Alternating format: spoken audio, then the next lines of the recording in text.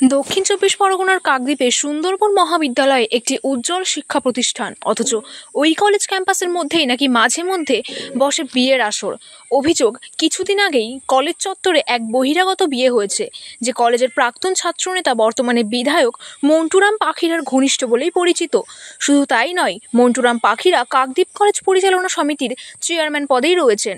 অভিযোগ উঠেছে তার মদতেই কলেজ চত্বরে বসানো হয়েছিল বিয়ের আসর। ইতিমধ্যে সোশ্যাল মিডিয়ায় ভাইরাল সেই ছবি, যা কাকদ্বীপের বর্তমান জিএস এর সোশ্যাল মিডিয়া অ্যাকাউন্টে পোস্ট করা হয়েছে। কিভাবে সামনে এলো ঘটনা? এই বিয়ের ঘটনার অভিযোগ স্বরূপ কলেজেরই এবিডিপি ছাত্রনেতা। যদিও ঘটনার পরিপ্রেক্ষিতে অধ্যক্ষ শুভঙ্কর চক্রবর্তী জানিয়েছেন, দক্ষিণ দিকের পাঁচিল নিচু, সেই পাঁচিল টপকেই আসে বিভিন্ন ছেলেমেয়েরা বিভিন্ন সময়। এরকম ঘটনা ঘটেছে কিনা দেখতে হবে। প্রিন্সিপাল আরও বলেন, তিনি শুনেছিলেন বিয়ে বাইরে হয়েছে, বর বউ কলেজে এসেছিলেন দেখা করতে। শোনার পর স্থানীয় প্রশাসনকে তিনি জানিয়েওছিলেন। প্রত্যেকটা জায়গায় আমি যাই, এখন দেখুন আমি 5টায় বেরিয়ে যাচ্ছি, তারপরে যদি বাইরে থেকে কেউ ঢুকে পড়ে, সেটা আমি যদি জানতে পারি, যেরকম আমি একবার জানতে পেরেছিলাম পুজোর সময়, আমি সঙ্গে সঙ্গে ওসির সঙ্গে কথা বলেছি। কথা বলে ওনাকে বলেছি, ওনাকে নির্দেশ দিয়েছি, যদি এরকম কাউকে আপনি পান, আপনি আপনার মতন করে অ্যাকশন নিন। এবং সেটা বিয়ে তো হচ্ছে, তারপরে ওখানে মদের আসর বসছে না।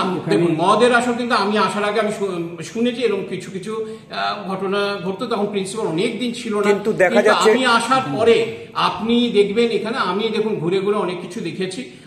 আপনারা এখন যদি ক্যাম্পাসে যান, আমার পিছন দিকটাও যদি যান, দেখবেন আমি দায়িত্ব নিয়ে বলছি, এখন কিন্তু এইসব জিনিস আমার ক্যাম্পাসে পাবেন না।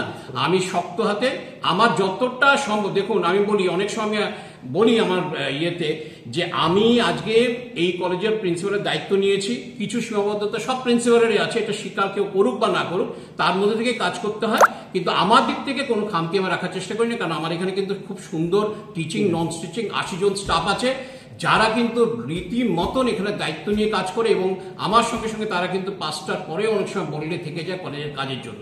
সেটা আমি ভাগ্যবান যে এরকম স্টাফ পেয়েছি।